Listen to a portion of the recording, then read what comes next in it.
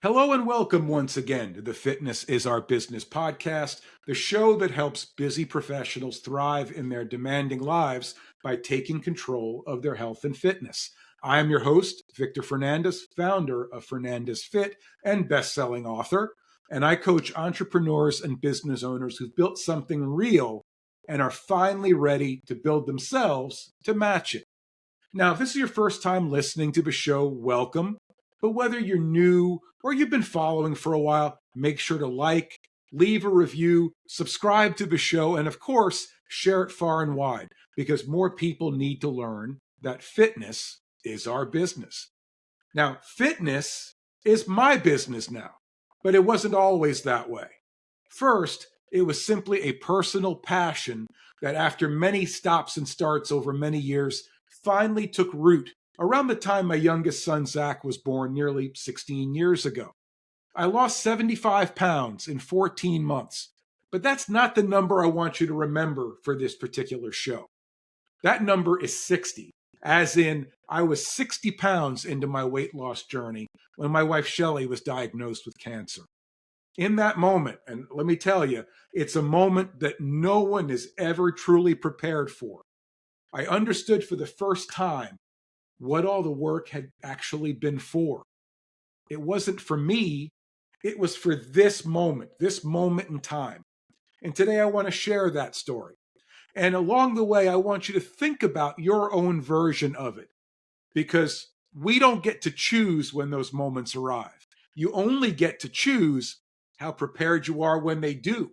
So let's get into it. Let me set the scene for you. My son Zach was born. I was looking down at him. The nurse had handed him to me. This tiny person looking back up at me, as corny as that sounds. And something clicked. I knew in that moment that if I didn't change myself, I was going to miss every important milestone in his life.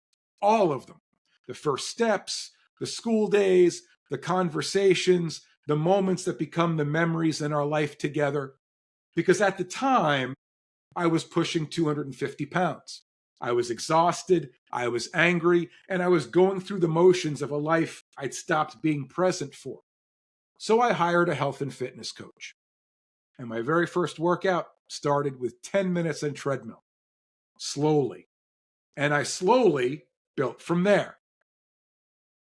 And along that way, as that journey went on, 60 pounds down, feeling more like myself than I had in decades, Shelley and I got the news that changed everything.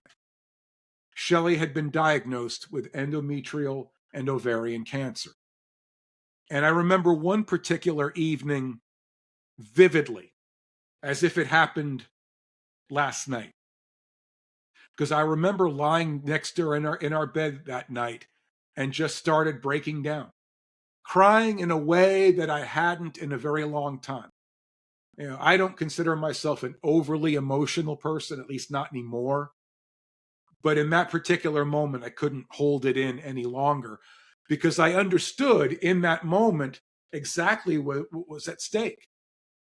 Her life, our family's life together.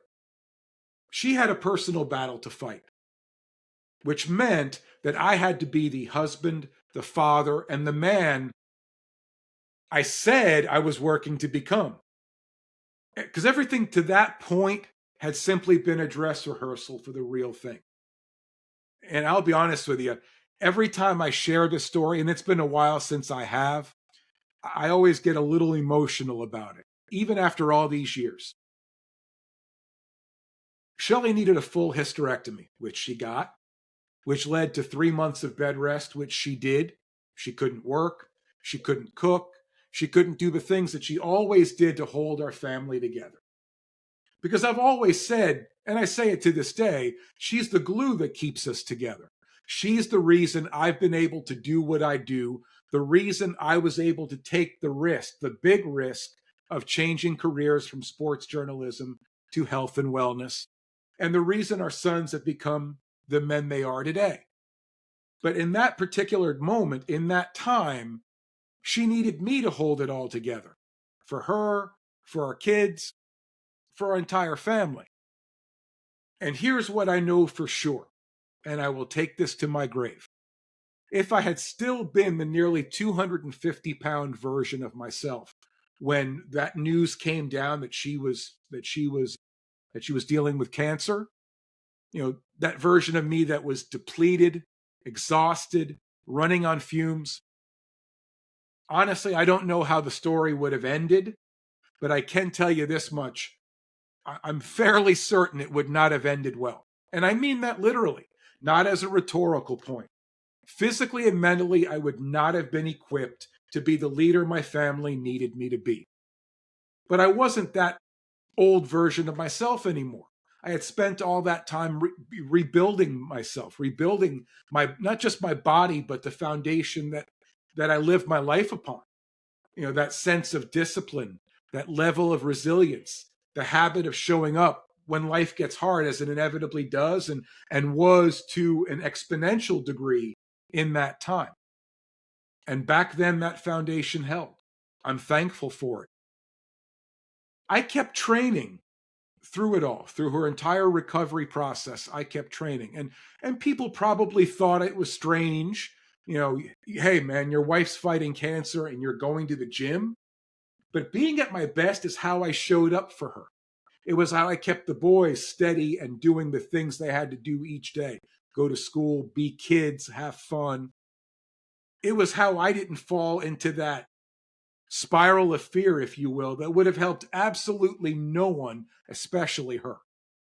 The work we do for our health and well-being, or the work that we should be doing every day for our health and well-being, cannot ever be considered selfish. I don't care what anyone says.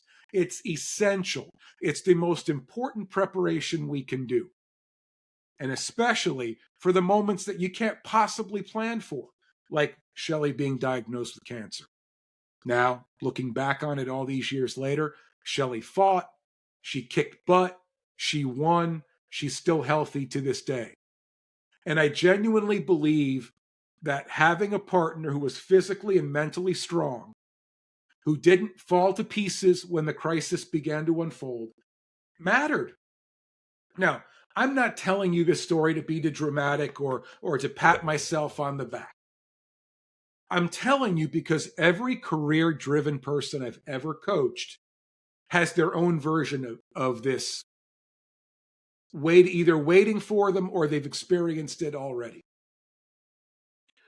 Maybe it's a health scare of their own. Maybe it's a family crisis. Maybe it's a business emergency that requires every ounce of leadership we have. We don't get to choose when that test arrives. We only get to choose how prepared we are to face it. And right now, be honest with yourself.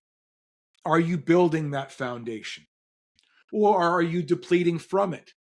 The career-driven people that I work with are impressive in so many ways. But the one that impresses me the most is isn't the one with the best strategy or the biggest amount of revenue coming in. It's the one person who understood before the crisis hits, not because of it, that they were worth investing in.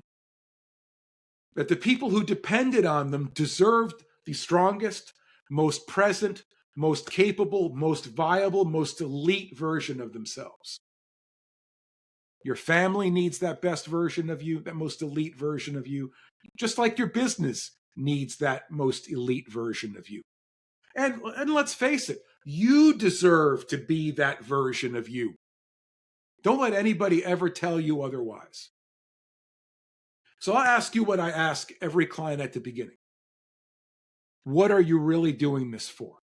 What's your why? You've heard that a lot. Well, with me, that means sitting down for an hour, maybe two, longer if need be, to really peel back the layers of that proverbial onion to find the root reason, not necessarily the cause, but the root reason of why this right now is so important to you, even more so than in the past. Because I promise you, the answer is bigger than you think. It's scarier than you think. I firmly believe, and I've said this many times before, if the goal, just the thought of the goal crossing your mind, doesn't pucker a certain set of cheeks, you're not thinking big enough. I know for me, and it made sense back at the beginning, I wanted to lose weight and build muscle and feel better about myself. And those are all great reasons, nothing, and great goals, nothing wrong with any of them. But if that's were the case, everyone would do them. Once I realized that I needed to be that better version of myself for myself and for everyone I hold dear to me, that's scary. That was a scary proposition. But it was the fear that fueled me. We can either lean into that fear because it's always going to be there, or we can run away from it, but we're never going to get away from it. So you may as well lean into it and use it to your advantage. Because if you do, you will be unstoppable. Now and when something inevitably happens that's going to test you to your... That's a wrap on this episode of the Fitness is Our Business podcast. If you want to learn more about how you can build that foundation to be there for yourself and for everyone that matters to you, reach out to me.